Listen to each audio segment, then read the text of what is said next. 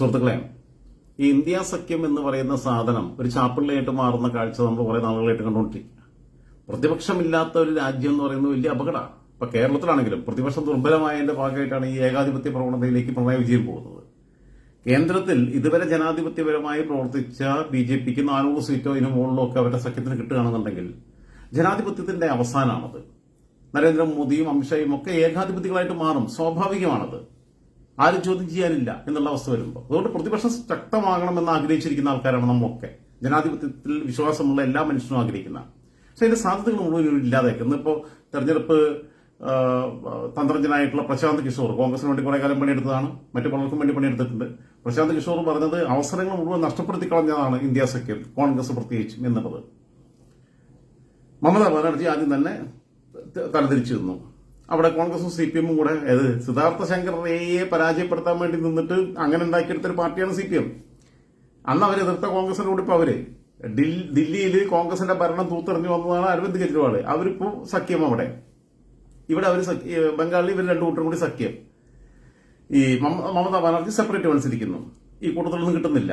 നിതീഷ് കുമാർ ഇതിന്റെ തലപ്പത്ത് നിന്നിരുന്ന ആളാണ്. അവസാന ഘട്ടത്തിൽ നിതീഷ് കുമാർ നേരെ BJP ആയിട്ട് മുന്നണിയാക്കി മാറ്റി. മറ്റു പലരുടെ അവസ്ഥ ഇതൊക്കെ തന്നെയാണ്. പക്ഷേ ഉത്തർപ്രദേശിനകത്ത് വളരെ നല്ല രീതിയിൽ കഴിഞ്ഞ നിയമസഭാ തെരഞ്ഞെടുപ്പ് നടക്കുന്ന സമയത്ത് തന്നെ വേണമെങ്കിൽ മാന്യമായ ഒരു മുന്നണി ഉണ്ടാക്കായിരുന്നു. അന്ന് പ്രിയങ്ക ഗാന്ധി കരുതി എന്റെ സൗന്ദര്യം കണ്ടിട്ട് നാട്ടുകാർ മുഴുവൻ കോൺഗ്രസിന് വോട്ട് ചെയ്യുന്നുള്ളതാണ്. അച്ഛന്റെയും അമ്മൂമ്മയുടെ അപ്പന്റെ ഒക്കെ വർത്തമാനം പറഞ്ഞു കഴിഞ്ഞാൽ അതെല്ലാം കേട്ടിട്ട് മനസ്സിൽ തോന്നിയിട്ട് നാട്ടുകാർ വോട്ട് ചെയ്യുന്ന എഴുതിയിട്ട് പ്രിയങ്ക ഗാന്ധി നേരിട്ട് നേതൃത്വം കൊടുത്തിട്ടാണ് 2022 തെരഞ്ഞെടുപ്പിൽ UPയിൽ കൊളാക്കി നാശാക്കി തന്നത്. 2 സീറ്റ് അനാൻപിച്ചിലാണ് സീറ്റിൽ കിട്ടിയത്. ഇവർ അഹങ്കാരം കൊണ്ടാ SB ആയിട്ടും അല്ലെങ്കിൽ BSP ആയിട്ടും ഒക്കെ ഒരു മുന്നണിയൊക്കെ ഉണ്ടാക്കായിരുന്നു. അതൊന്നും ചെയ്തില്ല. എന്തായാലും ഈ ലോക്സഭാ തെരഞ്ഞെടുപ്പിൽ 2 കൂട്ടരും പാഠം പഠിച്ചു. കഴിഞ്ഞ മധ്യപ്രദേശ് നിയമസഭാ തെരഞ്ഞെടുപ്പിൽ അന്നും SP-ക്കുമായിട്ട് സഖ്യം ഉണ്ടാക്കാൻ വേണ്ടി SP ശ്രമിച്ചത്. SP-ക്ക് സമാജ്വാദി പാർട്ടിക്ക് സ്വാധീനമുള്ള ചില മേഖലകളുണ്ട്. കുറച്ച് സീറ്റിൽ അഡ്ജസ്റ്റ്മെന്റ് നടത്തിയിരുന്നെങ്കിൽ പക്ഷേ ഇവർ കരുതി ഒറ്റയ്ക്ക് മുൻകാന്ന് എഴുതിയത്. രാഹുൽ ഗാന്ധിയോട് കേസ് വേണുഗോപാൽ പറഞ്ഞേ നമ്മൾ ഒറ്റയ്ക്ക് തന്നെ ജയിക്കുന്നതാണ്. ഇപ്പൊ കമൽനാഥിന്റെയും ദിഗ്വിജയ് സിംഗിന്റെയും ദിഗ്വിജയ് സിംഗിന്റെ അഡ്രസ് ഇല്ല. ജ്യോതിരാദിത്യ സിന്ധ്യ വളരെ സുഖമായിട്ട് അവിടെ നിൽക്കുന്നുമുണ്ട്. BJP കൊണ്ട് അവിടെ അധികാരത്തിൽ വന്നു. ഇതൊക്കെ എന്താ വെച്ചാൽ ഇവരെ കയ്യിലിരിപ്പുണ്ടാവുന്ന. ഇപ്പൊ ഉത്തർപ്രദേശിൽ പക്ഷേ ഈ തെരഞ്ഞെടുപ്പിൽ ഇവർ സഖ്യം വളരെ നല്ല രീതിയിൽ കൊണ്ടു നടക്കുന്നുണ്ട്. പക്ഷെ ഇതിന്റെ പ്രശ്നം എന്താണെന്ന് വെച്ച് കഴിഞ്ഞാൽ ഉത്തർപ്രദേശിൽ യോഗി ആദിത്യനാഥ് അധികാരത്തിൽ വന്നതിന് ശേഷം സമാജ്വാദി പാർട്ടി എന്നൊക്കെ പറഞ്ഞു കഴിഞ്ഞാൽ ഇപ്പൊ അറിയാലോ, അസംഖ്യാൻ ബാക്കിയുള്ളവരെ ഈ ഉണ്ടായിരുന്ന ആൾക്കാർ മുഴുവൻ എന്ന് പറഞ്ഞു കഴിഞ്ഞാൽ ഈ അഴിമതിക്കാരും ഭൂമി കയ്യേറ്റക്കാരും ബലാത്സംഗ വീരന്മാരും പീഡന വീരന്മാരും തട്ടിപ്പുകാരും ക്രിമിനലുകളും മയക്കുമരുന്ന് കച്ചവടക്കാരുമായിരുന്നു ഈ സമാജ്വാദി പാർട്ടിയുടെയും BSPയുടെയും ഒക്കെ നെടുന്തൂണെന്ന് പറയുന്നത്. അതുകൊണ്ട് യോഗി ആദിത്യനാഥ് അധികാരത്തിൽ വന്നപ്പോൾ ഇതിനൊന്നും പറ്റുന്നില്ല. ഇവർക്കിപ്പോൾ ആരെയും പിടിച്ചുകൊണ്ടിട്ട് ബലാത്സംഗം ചെയ്യാൻ പറ്റില്ല. കാരണം പിടിച്ച കത്തുള്ളൂ. ഇവിടെ ആരെങ്കിലും ആക്രമിക്കാൻ പോയി കഴിഞ്ഞാൽ ഷൂട്ട് അറ്റ് സൈറ്റാ. വേറെ വർത്താനൊന്നുമില്ല. വെടിവെച്ചവരുണ്ട് അപ്പൊ തന്നെ തട്ടിക്കളയുക. പിന്നെ ഗവൺമെന്റ് പൈസ മുടക്കിയിട്ട് ഇവരൊന്നും ജയിലിൽ കൊണ്ടിട്ട് തീറ്റിപ്പൂറ്റുകയോ കോടതി കൊണ്ടിട്ട് ഹാജരാക്കാൻ ഒന്നുള്ള ചെലവൊന്നുമില്ല. അവിടെ വെച്ചൊക്കെ തീർത്തു. ആത്തിക് ഹുസൈനൊക്കെ കാണിച്ചത് അങ്ങനെയല്ലേ? ആത്തിക് അഹമ്മദ് കാണിച്ചത് അതേപോലെ തന്നെ തട്ടിക്കളയെന്നുള്ളത് അറിയാം. അപ്പൊ എന്താ വെച്ചാൽ ഇവർക്ക് ഈ പഴയ പരിപാടി വീണ്ടും നടത്തണം. ഇവരെ കച്ചവടം നിന്നു. ഇവരുടെ മയക്കുമരുന്ന് കച്ചവടം, ഇവരുടെ തട്ടിപ്പുകൾ, ഇവരുടെ ഈ സ്ത്രീ പീഡനം, ബലാത്സംഗം, കയ്യേറ്റങ്ങൾ, ഭൂമി കയ്യേറ്റങ്ങൾ, മനുഷ്യരെ പീഡിപ്പിച്ച് നാട് എല്ലാവരും ചോട്ടാ നേതാക്കന്മാരായിട്ടുള്ള ആൾക്കാരൊക്കെ എന്ന് പറഞ്ഞാൽ അതാത് പഞ്ചായത്ത് ബാക്കിയുള്ള സ്ഥലങ്ങളൊക്കെ ഭരിക്കുന്ന ഇവരാ. അങ്ങനെയായിരുന്നു. ആ സ്ഥിതി തിരിച്ചു കൊണ്ടുവരണം എന്നുണ്ടെങ്കിൽ SP-യും കോൺഗ്രസും കൂടിയുള്ള മുന്നണിക്കകത്ത് വരണം എന്നുള്ള ആഗ്രഹം. പക്ഷെ ഇവരെ സ്വഭാവം തനി സ്വഭാവം കാണിക്കായിരിക്കും. പട്ടിയുടെ വാല എത്ര കാലം കുഴലിലിട്ടാലും കാര്യമൊന്നുമില്ല, അതിങ്ങനെ വളഞ്ഞുകൊണ്ടിരിക്കും. പിന്നെയും ആ കുഴൽ ഊരി കഴിഞ്ഞാൽ അപ്പം ആട്ടാൻ തുടങ്ങും. ഇത് തന്നെയാണ് ഇവർ ചെയ്തത്. ഇന്ത്യ സഖ്യത്തിന്റെ കഴിഞ്ഞ ദിവസത്തെ മിനിഞ്ഞാന്ന് നടന്ന റാലിയിൽ രാഹുൽ ഗാന്ധിയും അഖിലേഷ് യാദവും പങ്കെടുക്കുന്നു. ആ റാലിയിൽ ആകെ 10,000-15,000 പേരാ വന്ന്, ആയിരക്കണക്കിന് ആൾക്കാരെന്നാണ് പത്രങ്ങൾ എന്നെ വിശേഷിപ്പിച്ചത്. ഇവിടെ ലക്ഷങ്ങൾ പങ്കെടുക്കുന്ന മഹാറാലി നടത്തുമ്പോൾ തന്നെ ഇപ്പൊ CPM ആണെങ്കിലും BJP ആണെങ്കിലും ഒക്കെ എത്ര അച്ചടക്കത്തോട് കൂടി നടത്തുക. നരേന്ദ്രമോദി റോഡ് ഷോ നടത്തുന്നു. ആരും അതിക്രമിച്ചു വരുന്നില്ല. നരേന്ദ്രമോദി ചിലപ്പോൾ കൊച്ചു കുഞ്ഞിനെടുക്കുന്ന വീഡിയോ കണ്ടിട്ടുണ്ട്. പലർക്കും കൈ കൊടുക്കുന്നുണ്ട്, പലരെയും കൈ കൂപ്പുന്നുണ്ട്, ഒക്കെയുണ്ട്. പക്ഷെ ജനം ഒരു നിയന്ത്രണം സ്വയം വരുത്തും. അച്ചടക്കമുള്ള പാർട്ടികളാണ്. CPM-നകത്ത് അങ്ങനെ തന്നെയാണ്.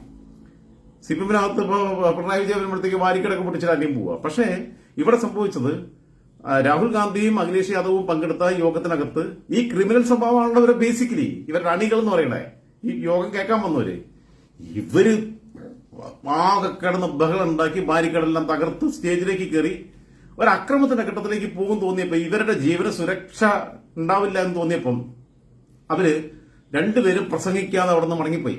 ജനങ്ങളോട് ശാന്തരാവാൻ വേണ്ടിയിട്ട് അഖിലേഷ് യാദവും രാഹുൽ ഗാന്ധിയും നിരവധി തവണ അഭ്യർത്ഥിച്ചു. അഖിലേഷ് യാദവ് അല്ല, അഖിലേഷ് യാദവിന്റെ ബാപ്പ മുലായം സിംഗ് യാദവ് പറഞ്ഞാൽ ഇവർ കേൾക്കുവോ?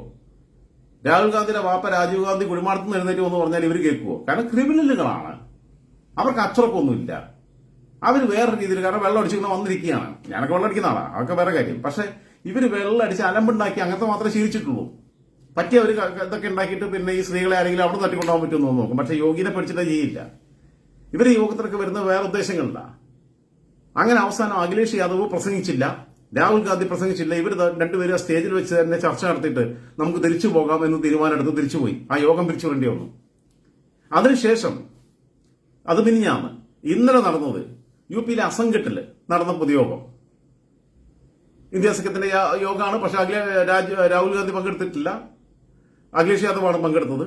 ഇവിടെ തമ്മിലടിയായി, ഇവരുടെ അണികൾ തമ്മിലടിക്കാൻ തുടങ്ങി. ആദ്യം ചെറിയ ഗ്രൂപ്പ് തമ്മിലടിച്ചു. കാരണം ഈ പിന്നെ ക്രിമിനൽ സംഘങ്ങൾ തമ്മിലുള്ള കുടിപ്പകളുണ്ടല്ലോ, എല്ലാ ക്രിമിനലുകളും ഈ ഇന്ത്യ സഖ്യത്തിനെ കൂടിയിട്ടില്ല. കാരണം എന്ന് വെച്ചാൽ യോഗി ആദിത്യനാഥ് അദ്ദേഹത്തിന്റെ പാർട്ടിയിലെ ക്രിമിനലുകളെ അടുപ്പിക്കില്ല, അവിടെ ചേക്കാറാന്ന് എഴുതിയത് സമ്മതിക്കില്ല. Rahul Gandhi Z category security സംവിധാനമുള്ള ആളാ. എനിക്ക് തോന്നുന്നു അഖിലേഷ് യാദവിന് Z ആണോ Y ആണോ എന്ന് എനിക്കറിയില്ല. Y ആയിരിക്കും എനിക്ക് തോന്നുന്നു. Y category. മുൻ മുഖ്യമന്ത്രിയാണ്, മുൻ CM ആണ്. പിന്നെ അദ്ദേഹത്തിന്റെ പിതാവ് മുൻ CM ആയിരുന്നു. അങ്ങനെയുള്ള ആളാണ്. ഉത്തർപ്രദേശിലെ ഏറ്റവും പ്രധാനപ്പെട്ട നേതാവ്, 38ാമത്തെ വയസ്സിൽ മുഖ്യമന്ത്രിയായ ആളാ. അങ്ങനെയുള്ള ആളുകൾക്ക് നേരെ അവർ നിൽക്കുന്ന സ്ഥലത്ത് സെക്യൂരിറ്റി സംവിധാനം പിന്നെ പോലീസിന്റെയും സംസ്ഥാന പിന്നെ ഭരണകൂടത്തിന്റെ ഉത്തരവാദിത്തമാണ്, കേന്ദ്ര ഏജൻസികളുടെ ഉത്തരവാദിത്തമാണ്, ഒക്കെയാണ്. അതുകൊണ്ട് തന്നെ അവസാനം ലാത്തിച്ചാർജ് ഉണ്ടായി. ഇവർ ഇത് ജനക്കൂട്ടം, അതിന്റെ വീഡിയോ എല്ലാം ഇപ്പോൾ നിങ്ങൾ മനോരമ മാതൃഭൂമിക്ക് എടുത്ത് നോക്കിക്കഴിഞ്ഞാൽ കാണാം, അല്ലെങ്കിൽ പിന്നെ മറ്റേ യൂട്യൂബ് സെർച്ച് ചെയ്താൽ കിട്ടും. അസംഘട്ട് റൈറ്റെന്നോ അങ്ങനെ എന്തെങ്കിലും അടിച്ചാൽ മതി. അസംഘട്ടിൽ ഇവരുടെ പ്രവർത്തകർ തമ്മിൽ കസേര കൊണ്ട് അങ്ങോട്ട് ഇങ്ങോട്ട് അടി, അക്രമം, ബഹളം ആകെ ഇതായി. അഖിലേഷ് യാദവ് ഒരുപാട് പ്രാവശ്യം പറഞ്ഞു, നിങ്ങൾ സമാധാനം പാലിക്കൂ, നിങ്ങൾ ശാന്തരായിട്ടിരിക്കുമെന്ന്. ഞാൻ പറഞ്ഞില്ല, നേരത്തെ പറഞ്ഞ മാതിരി ഈ ക്രിമിനലുകൾക്ക് എന്തുട്ട് അഖിലേഷ് യാദവ്, എന്തുട്ട് പിന്നെ ഓന ബാപ്പ മുലായം സിംഗ് യാദവ്, ഇവര് അക്രമയെ ശീലിച്ചിട്ടുള്ളൂ. ഇവരുടെ അണികൾ മുഴുവൻ അക്രമകാരികളാ. അങ്ങനെ നിന്ന് അവസാനം പോലീസ് ലാത്തിചാർജ് നടത്തി, ബാരിക്കേഡ് പിന്നെ തകർത്ത് അകത്തേക്ക് വരിക, കസേരകളോട് തമ്മിലടിക്കുക, യോഗത്തിന് വേണ്ടി കൊണ്ടുവന്ന. ഇത്രയും സെക്യൂരിറ്റി സംവിധാനം ഉള്ള ആളുകൾക്ക് നേരെയുള്ള അക്രമത്തിലേക്ക് വരെ നീങ്ങുന്ന അവസ്ഥ ഉണ്ടായി.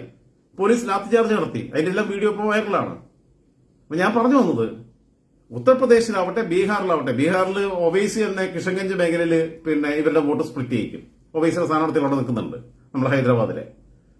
കഴിഞ്ഞ നിയമസഭാ തെരഞ്ഞെടുപ്പിൽ അവിടെ നിന്ന് 5 സീറ്റ് ഒവൈസിക്കാണ് കിട്ടിയത്. പിന്നെ അതിൽ 4 പേരും പിന്നെ കൂറുമാറിപ്പോയി.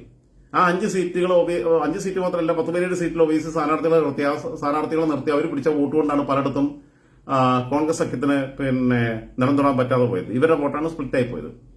ഉത്തർപ്രദേശിലും പല രീതിയിലുള്ള ഇമ്പാക്ട്സ് ഉണ്ടാവും. പിന്നെ സ്വന്തം യോഗം തന്നെ ഇങ്ങനെ പൊളിച്ചെടുക്കുന്ന അണികളുണ്ടെങ്കിൽ, ഈ ക്രിമിനലുകൾ ഉണ്ടെങ്കിൽ, ആ ക്രിമിനലുകളെ ആരാണ് സ്വീകരിക്കുക? സ്ത്രീകളുടെ വോട്ട് അവർക്ക് കിട്ടുമോ? അതുകൊണ്ട് ഉത്തർപ്രദേശ് തെരഞ്ഞെടുപ്പിൽ വലിയ അത്ഭുതമൊന്നും ഞാൻ പ്രതീക്ഷിക്കുന്നില്ല. റായ്ബറേലിയിൽ ചിലപ്പോൾ രാഹുൽ ഗാന്ധി കഴിച്ചിലായി പോയി വരും. അമേത്തിയിൽ ഒരു സംഭവം ചുക്കുണ്ടാകാൻ പോകുന്നില്ല, സ്മൃതി ഇറാനി ജയിക്കും എന്നുള്ളത് തന്നെയാണ് ഞാൻ മനസ്സിലാക്കുന്നത്.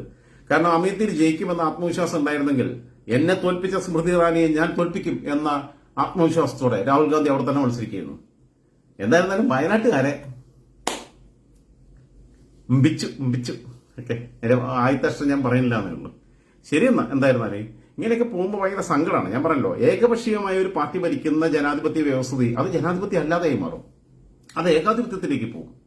അത് കേരളത്തിലായിരുന്നാലും ബംഗാളിലായിരുന്നാലും ദേശീയ തലത്തിൽ മോദിയുടെ ഭരണമായിരുന്നാലും ചോദ്യം ചെയ്യാൻ ആരും ഇല്ലാന്നുണ്ടെങ്കിൽ ഏത് ബില്ലും പാസ്സാക്കി എടുക്കാം. ഒരു ചർച്ചയും കൂടണ്ട. ഇവർക്ക് ചർച്ചയ്ക്ക് സമയം പോലും അധികം കിട്ടില്ല അംഗബലം വെച്ചിട്ട്. എന്തൊരു കഷ്ടമാണത്. സ്വയം ചവക്കൂടി തോണ്ടിക്കൊണ്ടിരിക്കുകയാണ് ഇന്ത്യ സഖ്യം. ഒരു ഉത്തരവാദിത്വ ബോധം ഇല്ലാതെ രാഹുൽ ഗാന്ധി പെരുമാറുന്നത്. KC വേണുഗോപാൽ പറഞ്ഞതിനനുസരിച്ച് മാത്രമേ നടക്കുകയുള്ളൂ. അങ്ങനെയാണ് ഇതിനെ നാശാക്കിയത്. അഖിലേഷിനൊക്കെ പിന്നെയും കുറച്ചൊക്കെ വീക്ഷണമൊക്കെ ഉണ്ട്, കാഴ്ചപ്പാടുണ്ട്. മമതയുടെ സ്വന്തം കാര്യം നോക്കിയാൽ മതി, അതിനപ്പുറത്തേക്കുള്ള വലിയ താല്പര്യമൊന്നുമില്ല. മമത വേണമെങ്കിൽ നാളെ ഈ അധീർ രഞ്ജൻ ചൗധരി പറഞ്ഞതിൽ ഒരു തെറ്റുമില്ല. മമത വാജ്പേയിയുടെ മന്ത്രിസഭയിൽ റെയിൽവേ മന്ത്രിയായിരുന്ന ആളാ. മമത അങ്ങനെ BJP വിരുദ്ധയൊന്നുമല്ല. മമത തന്റെ തട്ടകം സൂക്ഷിക്കാൻ വേണ്ടിയിട്ട് എന്തറ്റം വരെയും കോംപ്രമൈസ് ചെയ്യും. പക്ഷേ ഇനി BJP കൂടെ കൂട്ടാൻ സാധ്യതയില്ല. പക്ഷേ വേണമെങ്കിൽ മമതയെ തകർക്കാൻ വേണ്ടി ഇപ്പൊ നിതീഷ് കുമാറിനെ കൂടെ കൂട്ടിയ പോലെ തൽക്കാലം നീ ബംഗാൾ ഭരിച്ചോ, ബാക്കിയുള്ളത് നമുക്ക് നോക്കാം എന്നുള്ള രീതിയിൽ ഇവരുടെ ക്രെഡിബിലിറ്റി, പൊളിറ്റിക്കൽ ക്രെഡിബിലിറ്റി നഷ്ടപ്പെടുത്താൻ വേണ്ടിയിട്ട് വേണമെങ്കിൽ മുന്നണിയുടെ ഭാഗമായിട്ട് കൂട്ടിന്ന് വരും. അങ്ങനെ വന്നു കഴിഞ്ഞാൽ പിന്നെ അവരുടെ പിന്നെ സഹോദരന്റെ മകനല്ലേ, എന്താണ് അഭിഷേക് ചക്രവർത്തി, എന്താണ് അവന്റെ പേര്, എനിക്ക് മറന്നുപോയി, എനിക്ക് കിട്ടുന്നില്ല. അവനെ പിടിച്ചിട്ട് കേന്ദ്രമന്ത്രി കൂടി ആക്കുകയാണെങ്കിൽ മമതയെ ഹാപ്പിയാവും. രാഷ്ട്രീയത്തിൽ പലതും ചെയ്യും BJPക്കാര്. ഈ പൊട്ടന്മാർക്ക് ഇത് തിരിച്ചറിവില്ല. അതാണ് സങ്കടം. എനിക്ക് BJPയുടെ എതിർപ്പുണ്ടായിട്ടല്ല, പക്ഷേ ഏകപക്ഷീയമായ ഒരു ഭരണം, ഒരു ഏകാധിപത്യ പ്രവണതയിലുള്ള ഭരണം ഉണ്ടാകുക എന്ന് പറഞ്ഞാൽ അത് ആശ്വാസ്യകരമല്ല. അത് എവിടെയോ ആവട്ടെ, ലോകത്തെ ഏത് രാജ്യത്താവട്ടെ, ഇന്ത്യയിലെ ഏത് സംസ്ഥാനത്താവട്ടെ, ഏത് പഞ്ചായത്തിലാവട്ടെ. ഇപ്പൊ ആന്തൂർ പഞ്ചായത്ത് പിന്നെ മുനിസിപ്പാലിറ്റി പോലെ CPM കുത്തകയാക്കിയിട്ട് മത്സരിക്കുന്ന മത്സരിക്കാൻ എതിരാളികൾ പോലും ഇല്ലാത്ത അവസ്ഥയിൽ, അവർക്ക് നോമിനേഷൻ കൊടുക്കാൻ പറ്റാത്ത രീതിയിൽ അങ്ങനെയൊക്കെ നടക്കുന്ന സ്ഥലത്ത് ജനാധിപത്യം ഉണ്ടാവില്ല. അതുകൊണ്ടാണ് സാജൻ എന്ന് പറയുന്ന ചെറുപ്പക്കാരൻ അവിടെ ആത്മഹത്യ ചെയ്യേണ്ടി വന്നത്. ഈ അപ്പം മാഷിന്റെ ഭാര്യ ശ്യാമളയുടെ ഭരണത്തിന്റെ മികവുമുണ്ട്. മരിച്ചു കഴിഞ്ഞപ്പോൾ പിന്നെ ആ കുടുംബത്തിനോട് വേണ്ട കാര്യങ്ങളെല്ലാം ചെയ്തു കൊടുത്തു. അത് നീതിയാവുന്നില്ല, ഒരാളുടെ ജീവനാണ് പോയത്. അതിന് ഇന്ത്യയിൽ ആവർത്തിക്കപ്പെടും. മോദി അല്ല, പിണറായി അല്ല, മമതാ ബാനർജി അല്ല, ആരായാലും ചോദ്യം ചെയ്യപ്പെടാത്ത നേതാക്കന്മാരായിട്ട് ആരും വളരാൻ പാടില്ല. അത് പ്രതിപക്ഷത്തിന്റെ ഉത്തരവാദിത്തമാണ്. ക്രിയാത്മകമായ ഒരു പ്രതിപക്ഷമായിട്ട് നിൽക്കാൻ പറ്റുന്ന രീതിയിലുള്ള അവസരം ഉണ്ടാകുമ്പോൾ കിട്ടാൻ സാധ്യതയുള്ള വോട്ടുകൾ കൂടെ നഷ്ടപ്പെടുത്തുന്ന രീതിയിൽ ഈ ക്രിമിനലുകളെയും കൂട്ടിപ്പിടിച്ചവർ നടക്കുക. നീട്ടിപ്പറ്റി പറയുന്നില്ല, അവസാനിപ്പിക്കുന്നു.